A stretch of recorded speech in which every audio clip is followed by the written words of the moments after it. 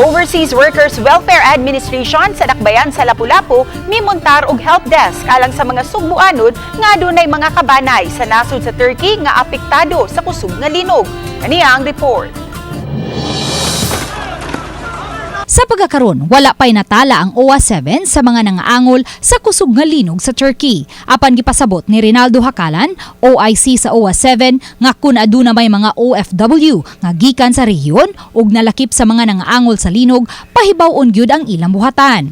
Samtang awhag ni Kim Francisco, manager sa Public Employment Service Office Conpeso, Lapu-Lapu City, sa mga dependents nga taga-Dakbayan sa pagdangup sa ilang buhatan nga nagsilbi usab nga OWA Help Desk. Doon na gay nahitabo sa OFW dito sa Gawas, automatic yun na nga atong regional nga buhatan, pangitaon ang pamilya haron pahibaon. O unsa po atong matabang. Mga dunay OFW, no? Nga taga Lapu-Lapu dito tuwa karon sa Turkey.